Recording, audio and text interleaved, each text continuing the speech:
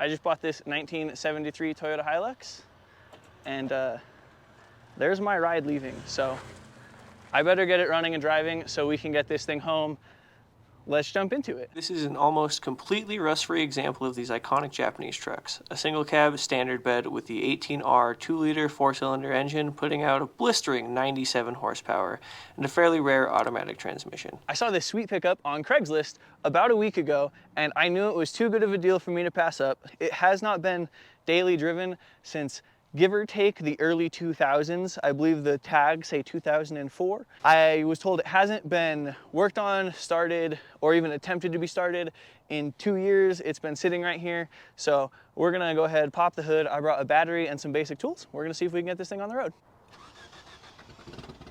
Hey!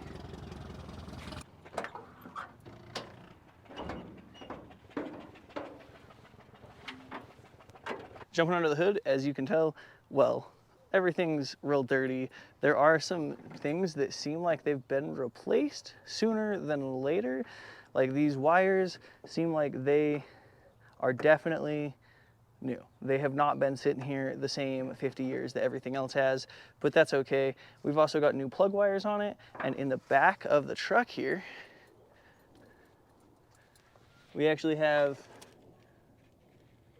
Bosch Platinum Plus. So it looks like they put new plugs in it fairly recently. Obviously not super recent because those boxes are completely deteriorated. First thing I'm gonna do is I'm gonna throw a battery in this thing and I'm gonna start fiddling and see if it's got power. It's got oil in it, and I'm just gonna do this the dirty way. We're gonna crank it over and see if it'll fire up. All right, so let's throw some power in this thing. Nice freshly charged battery. There's like 2 things going to power. One of them is a red wire going into the dash, and the other one is straight to the starter solenoid. So I don't know if there's other things here that need power. I'm sure there are, in fact.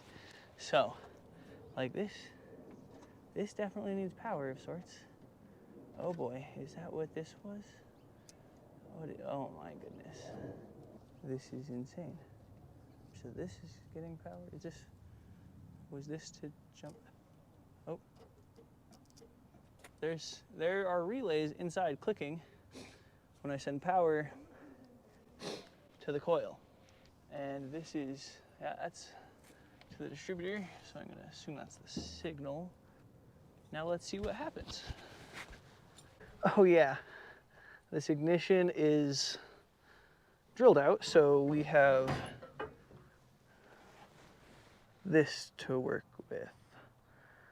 So I've got a feeling the previous owner had something going on here. There's a lot of questionable wires, to say the least. This red wire I know is getting power. I just don't know where it's going to. So I'm gonna see if anything here has power, and if anything here has power, then that'll give me an idea of what I can try and mess with to get this thing started. Oh. So we got power to black and yellow. Right there. Pretty sure black and red is the start signal. Nope. Black and yellow's got power.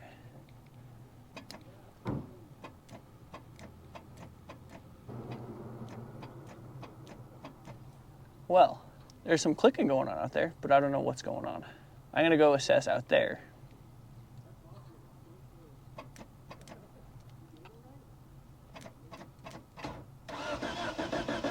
Oh.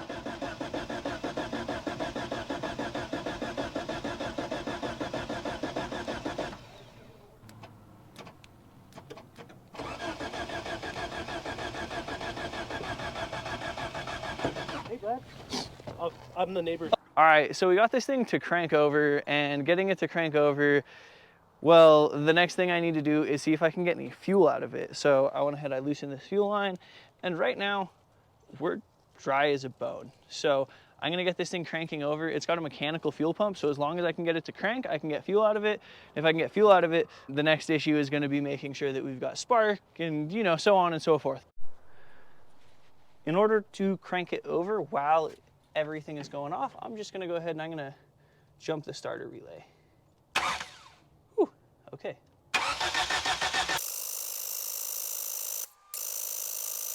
Well, I'm not sure there's any fuel in this tank, and I might have to get fuel for this tank. I'm not exactly sure. When I talked to the previous owners, they said that there was an issue with the ignition, so I knew there was going to be an issue. So I brought this momentary switch. I'm going to use it as a starter switch. I'm also going to use it as my ignition and accessory power. I'm going to hook ignition, accessory, and battery power all to one. I'm going to hook the starter wire to the other, and then that's going to give me, when I plug this whole pigtail in, that'll give power to the accessory and to the on. And then also when I push the button, that'll give power straight to the starter. So that'll give me, in essence, a key and a starter button. So I'm gonna go ahead, I'm gonna wire that up so we're not fighting too many battles, and I can then start diagnosing if we've got spark and see if I can throw some fuel in the carb to pull fuel through the manual fuel pump to possibly get fuel from the tank to the carburetor.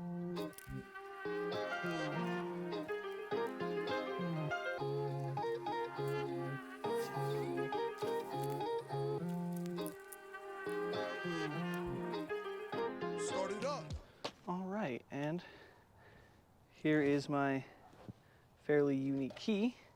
So I can just go ahead, plug this into here.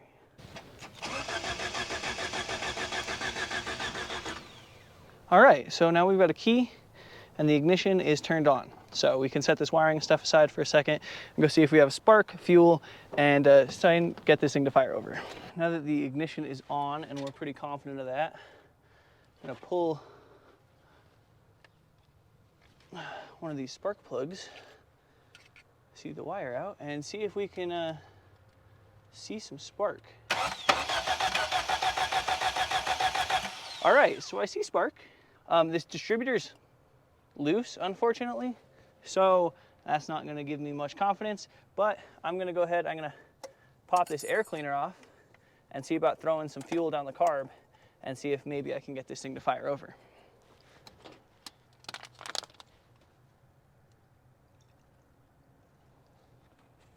Now my nifty little,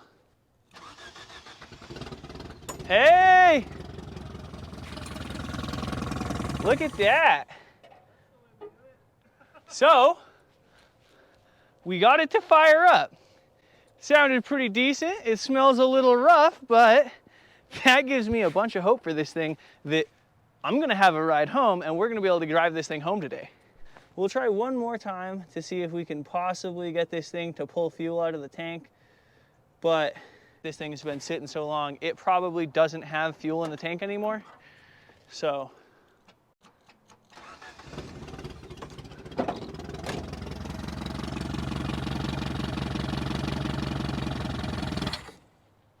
unfortunately, even after firing up a few times, we didn't get any gas from the fuel pump into the carb. So I'm gonna go ahead and assume that based on what the neighbor, Scotty, has told me and what the previous owner has told me and what I've seen, that any gas that was in this has long evaporated and doesn't exist anymore. Luckily, like I said, this awesome neighbor gave me this to borrow, so I can go ahead and I brought the one wheel. I'm gonna one wheel to the nearest gas station, get a couple gallons of gas, throw it in this thing, and hopefully when I come back, I'll be able to throw a little bit down the carb, a bunch in the tank, and it'll pull something out and we can see some fresh gas coming out of the fuel filter and fuel pump into the carb. Because if we get fresh gas into this carburetor, I have a really good feeling that this thing will fire up, idle just fine, and run pretty good, which would be a huge step. Then I just gotta make sure that this automatic transmission from 1973 is still good. That's a whole nother can of worms, but for now, we are well on our way to getting this thing running and driving and me having a ride home. I'm gonna jump on my one wheel with a gas can. Should just be a quick little jaunt there, a couple gallons of gas and a quick little jaunt back. Let's get it.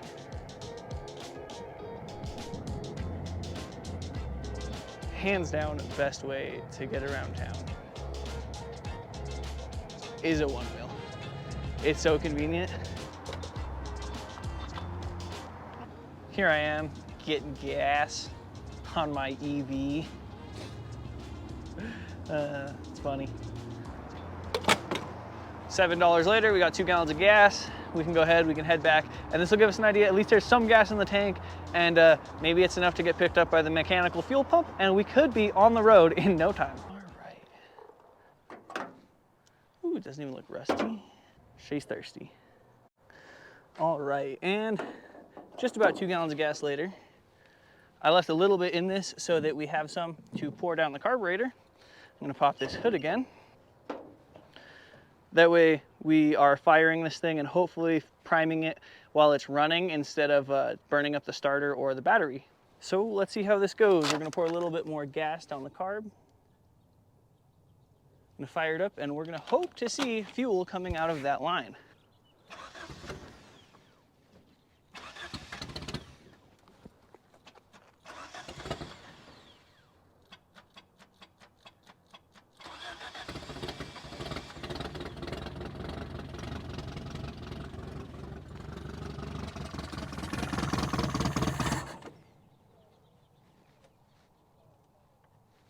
None yet.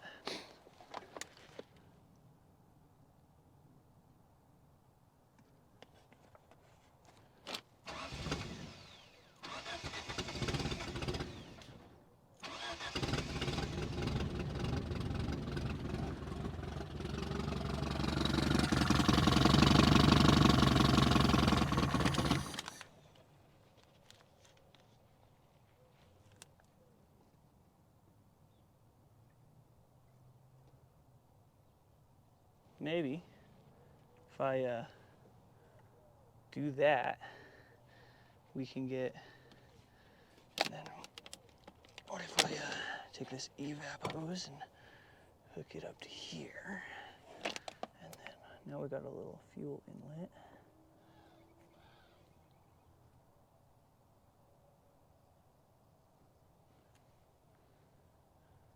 All right. Now let's see if this thing fires up and stays running for any amount of time with a little bit of fuel possibly in the carb bowl.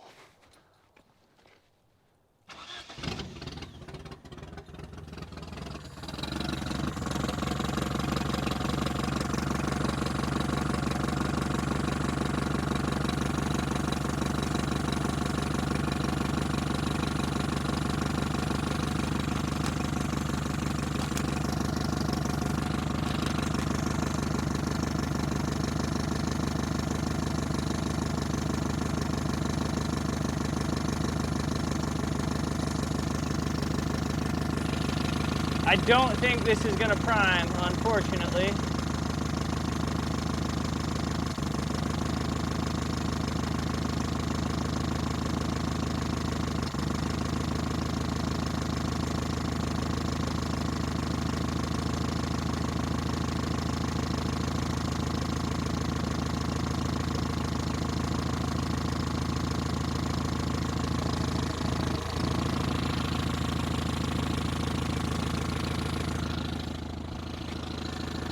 Well, it runs if I pour gas down into the, here's the outlet of the fuel pump. I don't think it's gonna start spraying fuel anytime. Oh! Wow, I literally was, holy crap, that's gonna look staged.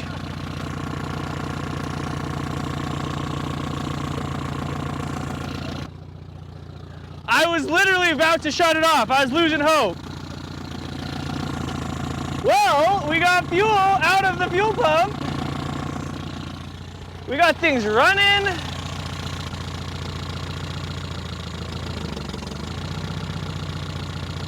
I think in order to kill it, I gotta... Oh! I don't know how to kill it. Okay, there's my kill switch. Look at that, I got it running now. I'm literally dumbfounded with that timing there. I'm just stoked to get this thing. Fluid? That's brake fluid, and I think there's some in the back. Because that looks pretty dry. That looks dry. I'd be worried about that. Yep, there was some in the back of the truck, so I feel like it's got a leak. Well, hopefully it's got brakes, because it's an automatic and driving. Let's see, I wonder if the brake pedal, I guess it's got an emergency brake. Well, the brake pedal feels like... How does it feel? Light? Oh, it's building. Oh, wow. That took a lot up. Yeah, oh, it's like... Or is it coming back up now? Weird. It is. Oh, it's gonna. Oh, it's like bubbling, bleeding from all the air in the lines. Well, I'll make sure I keep those topped off. This one, did it take as much? This one didn't take as much. Didn't do anything. But that one definitely, I saw when you were pumping, it was going down. This thing has been a wiring nightmare. So right now, what we've got going on is a bunch of different wires that all need to go to the battery positive right here that were just stuffed in there. So at the very least, what I'm gonna do is I'm gonna take this terminal apart and clamp them in so they don't come out. I'm hot wiring power to the coil so it'll start, because without that, it wasn't starting. And what that looks like on the inside is I have all of this here, and this is the wire that I jumped to the coil. So I was just gonna put a fitting from this to this that I could unplug with a little spade connector so that I can kill the truck without having to jump out and disconnect the wire to the coil. So I'm gonna get that taken care of, put a little connector in there, get out here crimped up, and then I think we'll be at a point where from the driver's seat, I can start it and turn it off. Once we're to a point where I can start it, run it, and turn it off from the driver's seat, I'm gonna start focusing on a few other things. I think you saw this thing took quite a bit of brake fluid and it's bubbled out and the brakes don't feel great, so I'm gonna need to assess that. I might need to bleed the brakes a little bit. We got a hole in our header that is spitting exhaust out into the engine bay, and I need to make sure this thing has brake lights. And then after I get a few of those things taken care of, we'll be able to jump on the road and take this thing for its maiden voyage. I'm super pumped, can't wait. Really pretty nervous about that automatic transmission though, because this is an automatic transmission that is now 50 years old almost, just about. We got the wiring about wrapped up. So this is my kill switch for right now. Again, nothing fancy, but right now this is my key. So this is on when this is in. This is ignition kill switch, and then this is starter. So right now, and I actually saw over here, real cool, it's got an aftermarket oil pressure gauge and it reads about 60 PSI oil pressure, which is awesome because that means that it's got oil pressure. I'm not sure that anything else is working, but it's got oil pressure, and that is a huge plus. That means that this thing is possible to get out of here. So one of the next things I want to do is I want to check the transmission fluid. Oh, there's even transmission fluid in it. It's running, it's idling. I'm gonna see if I can just slowly pull it forward and backward. I'm not sure these brakes are gonna hold it. Brakes go straight to the floor. So it looks like I need to assess why these brakes are going straight to the floor. I'm gonna see if I can possibly bleed them. But yeah, that's not safe to drive home. So one more thing to get done, and then I think we might be on track to get this thing home today, which is absolutely awesome. I'm pumped. I was talking about my kill switch. Here she is. That kills the power to the coil. So far, things are looking awesome. I'm gonna go ahead and see where this is having issues. So I might get a cup and bleed the brakes from up here and just see if I can get a little bit of air out of the system here. I don't have any hose to hook up to these bleeders. I do have brake fluid, so I'm gonna go ahead and this vacuum reference to the distributors longer than it needs to be. I'm gonna cut a few inches off, and that'll give me some to hook to these bleeders, and I can start going around. I'm gonna go to all four corners and just see if I can bleed these brakes just a little bit. I don't need a whole lot. I would just like these brakes to hold a little bit of pressure so I'm not scared driving home. We got ourselves a little bit of a brake line, or a vacuum line to use for brake fluid so we can bleed our brakes. I'm gonna bleed it from the master to begin with, and then after I bleed it from the master a little bit, I'm gonna see about bleeding it from other locations. Start in the front, see if I can get some pressure in the front, go to the rear, see if I can get some pressure in the rear, and if we can get brake pressure built in this thing and I feel like I can drive it home, then we will be on the road.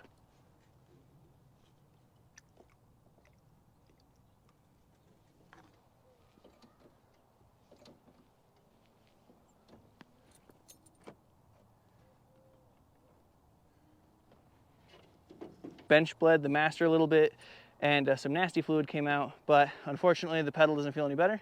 So I turn the wheel, I'm gonna jump under it, and I'm gonna start bleeding the wheels one at a time, see if I can get a little bit better. This thing has drum brakes all the way around, which means that even when the brakes were great, they were not great. So I'm gonna do the best I can to make sure these brakes feel as good as I possibly can before I get on the road, because I'm really not wanting to crash this thing on its maiden voyage. Not sure how much air we got out, but it's a good start.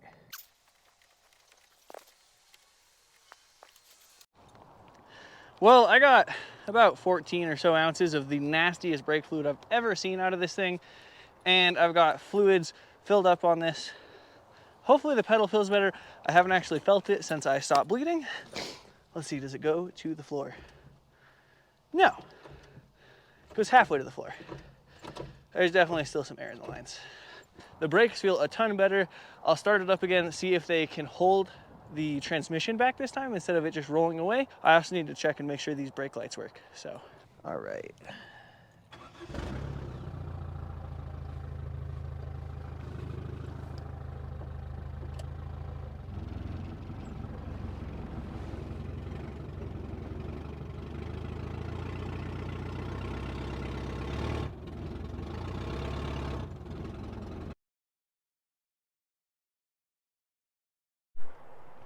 Holy shit. Okay. Well,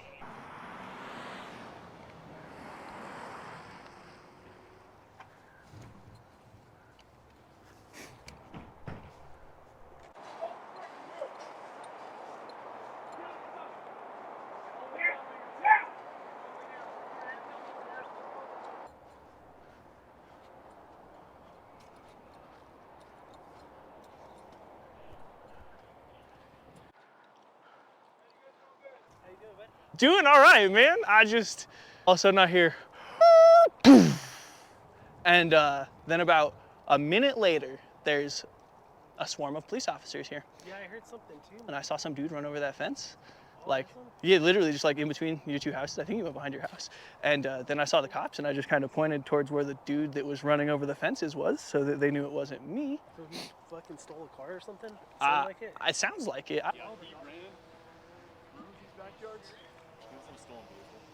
Oh, that was crazy. That was legitimately insane. There are like 10 cop cars here and the news outlet already. That was absolutely insane. Heard a car crash. Saw about 10 police officers show up and start chasing a dude on foot. Chased him into the backyard right there. Super, super glad nothing went worse. So I'm gonna jump back into getting this thing running. If the brakes feel good, I need to get these brake lights working so I can have this thing ready to drive home.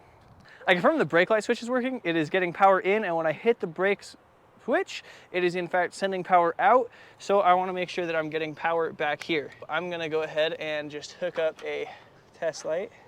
Okay, so we're getting power back here. We have the brake pedal depressed, and we are getting power to where the tail lights are. I don't have brake light bulbs, and the neighbor unfortunately didn't have brake light bulbs. So one wheel to the rescue. I'm gonna one wheel to the auto parts store, get some brake lights, and we should be having this thing on the road in no time. Got me some water, I got me some Fanta, and I got me some brake light bulbs. And look at that. Just like that, we're back at the Hilux with some brake lights. This brake light's working, but both filaments are lighting up, which isn't how it's supposed to be, but it's not super hot. I don't think it's getting full voltage. This side's just doing nothing. Is it in series? The cops are about to leave, so I'm thinking I might just drive home with my hazards on.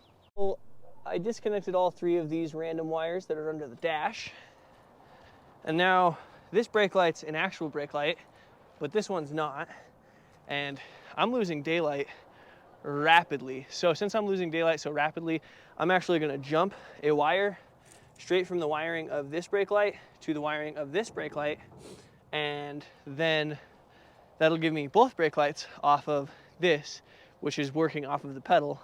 Then I'll have brakes, brake lights, gas, transmission, and I think I'll be able to drive this thing out of here and get it home because like I said, I'm rapidly losing daylight, and as soon as the sun's down, it's gonna be a whole another ball game to try and get this thing home. When I jump the power from this brake light to this brake light doesn't turn on, and that one gets really, really, really dim. So I'm not sure what's going on there, but I am pretty sure I don't have time to deal with this, and I'd like to get home before it gets dark. So I think I'm gonna hit the road with one brake light. All right, I got the air filter back on this thing. I got most everything wrapped up. We're getting fuel. We've got a brake light. I'm not sure if we've got headlights. I'm not sure if we've got taillights. We've got reverse lights, I heard. I think it is just about time. I'm gonna hit the road. I've got like a 30-minute drive home. So even though it's not completely dark now, I wanna make sure I'm not getting home in the dark. So I'm gonna start getting things ready, get this thing started, take it to a gas station because we still need to get gas for this thing. Because as you remember, it didn't start until we put 2 gallons of gas in the tank, and that is not a whole lot of gas in this tank. So got a bunch of things to wrap up, but super, super promising, super exciting. And now the real journey begins. Getting it running is one thing. Driving it home, that is a whole nother journey. So I went ahead and I threw some insurance on this thing. So it is now an insured vehicle. It's good to go. Gonna get me home. It's got kind of brakes, it's got kind of lights, it's got kind of an engine that runs. I've never actually driven it, even around the block. I backed it up about 3 feet, pulled it forward about 3 feet. You can see that I am about 1.5 feet from where the tires were sitting for a long, long time. I'm gonna go ahead, I'm gonna hit the road. All right. I'm a little nervous. What if this thing doesn't drive? Oh. Wow, I'm in it. It's time to drive it. Wow, these cabs are tiny. This cab is smaller than my 88s.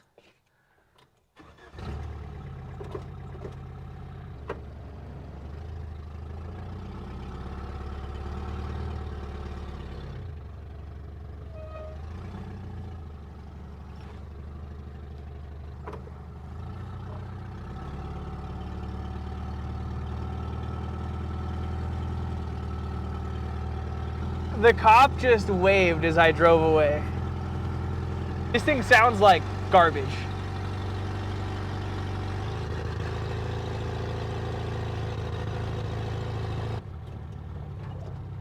Oh, wow. These brakes are literally all till they're nothing, or nothing till they're everything.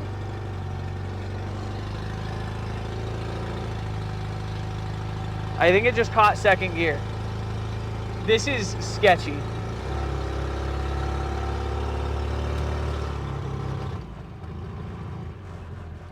Holy cow.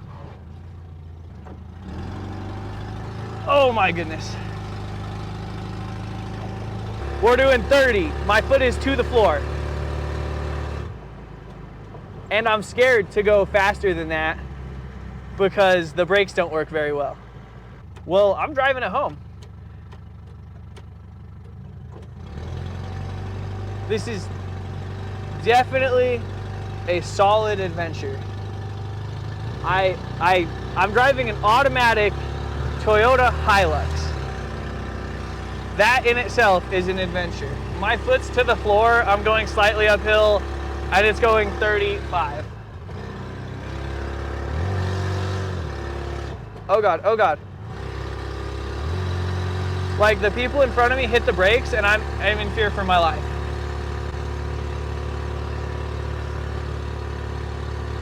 Oh, you know what I didn't do? I didn't check if there was coolant in this.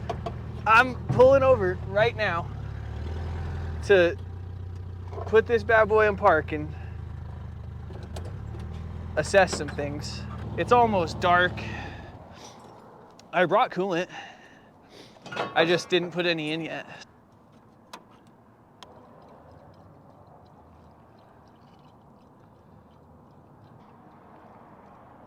So we got the radiator full of fluid now. So that means we got oil, we got coolant, and we got brake fluid. That's pretty much everything I'll need. So I'm gonna go back and hit the road again. All right. This thing's cruising like 45 miles an hour. And we are at the gas station. That's awesome. Get some gas in this bad boy. All right, it's getting dark. The sun is setting. I got some gas, so let's get on the road. She's not fast, that's for sure. She is anything but fast. Foot to the floor right now.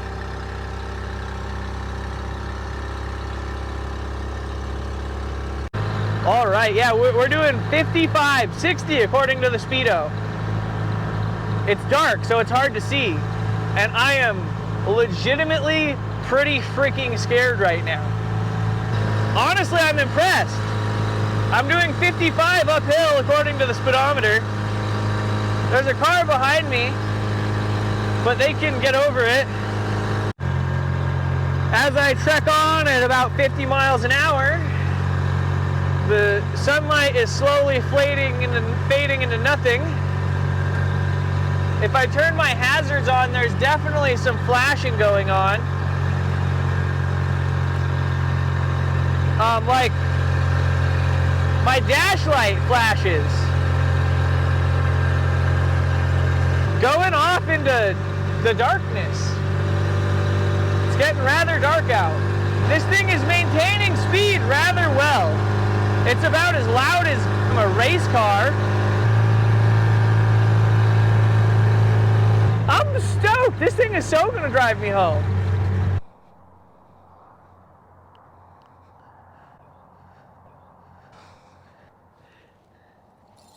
Oh my goodness. Yeah, there's an oil leak under it and a coolant leak under it. And we've made it home. I'm stoked. We drove this Toyota pickup over 30 minutes home. It had no issues driving home. It did 65. That was freaking awesome. I am so stoked. The last little bit of our journey, we drove home with our work light as our headlight just because I didn't have anything else, but we made it home. I could have stopped and made the headlights work, but I didn't really want to deal with that. I'd rather just deal with that some other time. We drove a 1973 Toyota Hilux that hasn't been driven in years home today. And honestly, it's super rewarding. I'm super stoked. And I just can't wait to get working on this thing. What would you do with this thing if this was yours? Let me know down in the comments. Would you keep it original, try and restore it, do something crazy like that?